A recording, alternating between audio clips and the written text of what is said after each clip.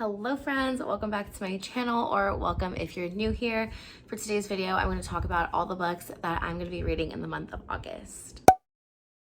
If I'm being completely honest, July was an absolute trash reading month. I'm going to cut myself some slack because I did move in July. So I wasn't really able to get a bunch of reading done because I was really concerned, about moving and settling in and everything.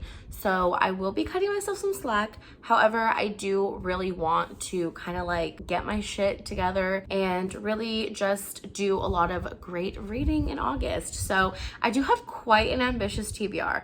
However, I do feel like I'm gonna be able to read all these books, and also some of these books are for a readathon that I'm doing at the end of the month that I will talk a bit more about when I talk about those books.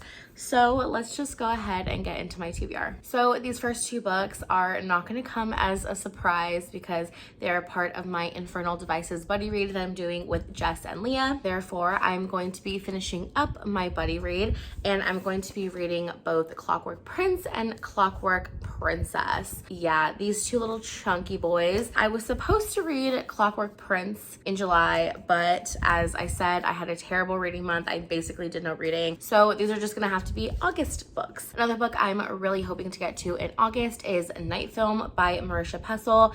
I've previously read this before, and I remember I really enjoyed it when I read it, but if I'm being completely honest, I don't really remember anything that happens in this book. So I'm really excited to be able to reread it. It's really cool because it has a bunch of mixed media type elements, I guess, to it, but I'm really excited to read this. It's a bit of a chunky boy. It doesn't look that big, but the writing is absolutely tiny. So I'm a little bit concerned. I don't know if I'm actually gonna be able to finish this, but I at least want to start it. I at least want to kind of get into it. I feel like August, even though it is still a summer month, I feel like that's already kind of the time where you start getting into the fall vibes. So I'm already very much feeling the kind of spooky vibes. So I am super excited to be reading this one. So these next two books are books that I will be getting from my library, and this one I already have available to me, so I'm gonna be listening to this as an audiobook, and it is Cultish by Amanda Montell. So this is a nonfiction book, and I'm really trying to read more nonfictions that are not celebrity memoirs because that's all I really tend to read. I want to read informative stuff, maybe be a little smart or something. I'm really excited to read this one. As I said, it's an audiobook, and it's basically what the title suggests. It is about cults, and it's basically just about the social science behind what it means to be in a cult, the influence of cult leaders and things like that. And I just think anything that has to do with cults is so interesting. So I'm really excited to dive into this one. And the reviews on Goodreads are really, really good. It just seems like a very well-received book. So I'm super excited to listen to this and become smarter, get some knowledge, you know what I mean?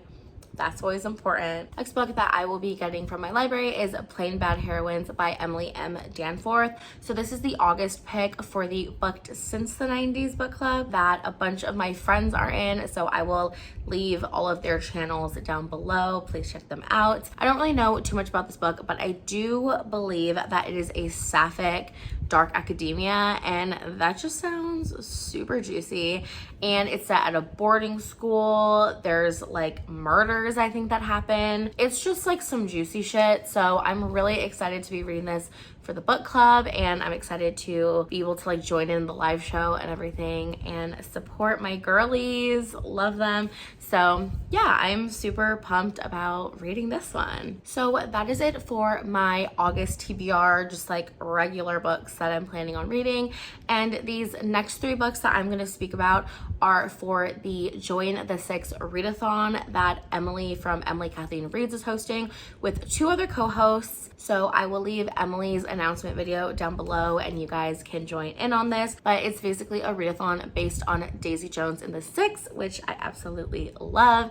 And it's basically where you audition to be a part of the Six. So you have different prompts for the different instruments. So you have the vocals, keyboard, bass, guitar, drums, all that good stuff. And there's different prompts for each one. I decided that I wanted to be a drummer. I'm gonna audition as the drummer because I just think that the drums are so cool, and if I had any musical ability, I would 100% learn to play the drums. I just think that's so fucking cool. So that's what I'm gonna be doing. So the prompts are as follows. The first prompt says, drums can be rather loud, read a book with bold colors on the cover. So for this one, I chose The Authenticity Project by Claire Pooley.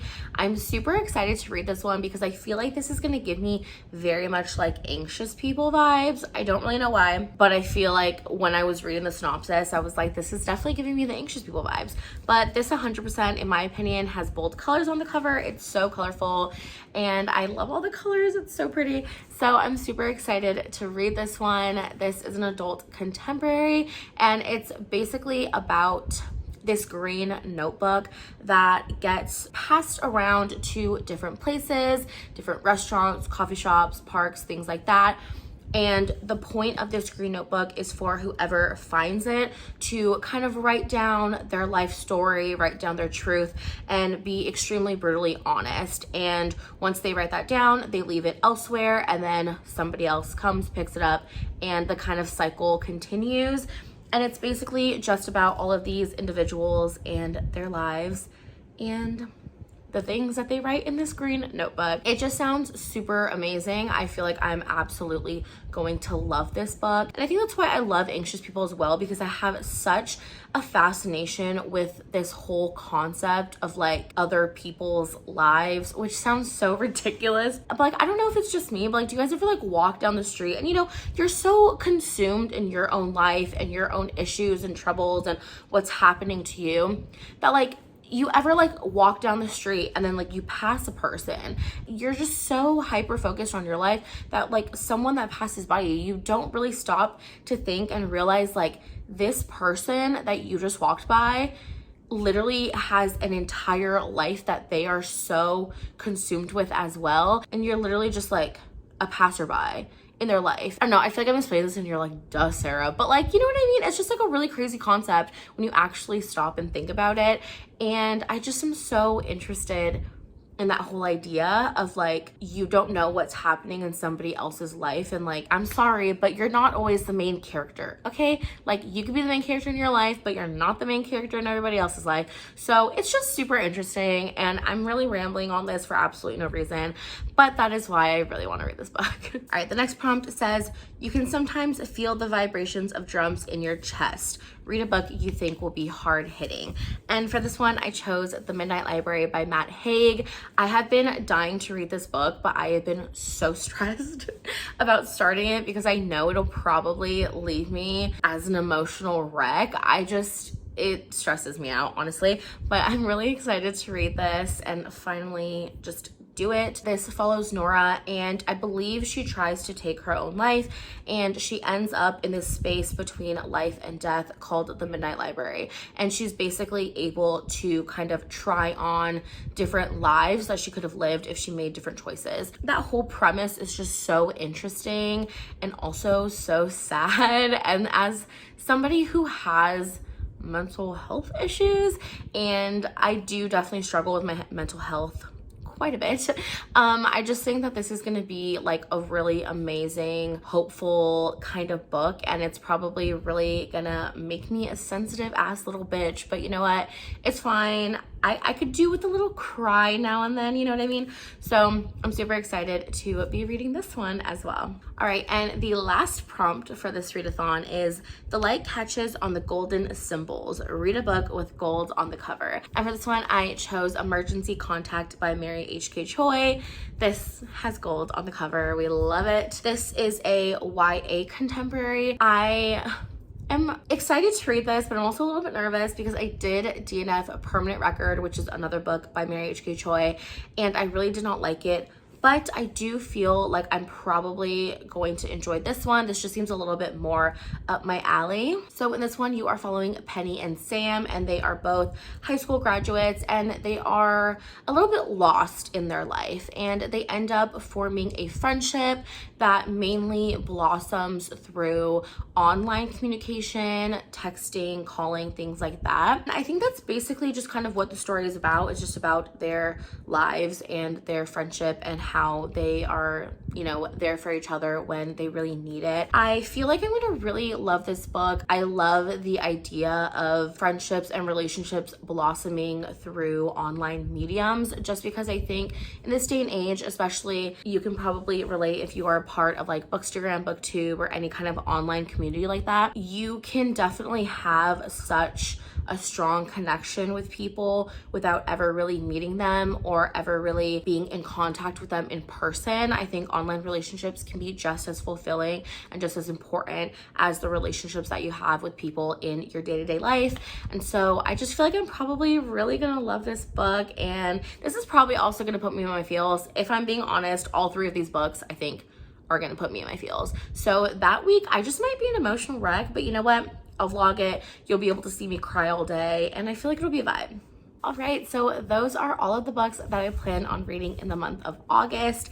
It is a little bit ambitious. I think there's like 8 books in here, but if I'm being honest, I think I can do it. I already just feel so much more motivated to read and motivated to get shit done on my TBR and film and everything, so I'm super excited. Thank you guys so much for watching this video. Please let me know what books you plan to read in the month of August, and I will talk to all you guys in my next video.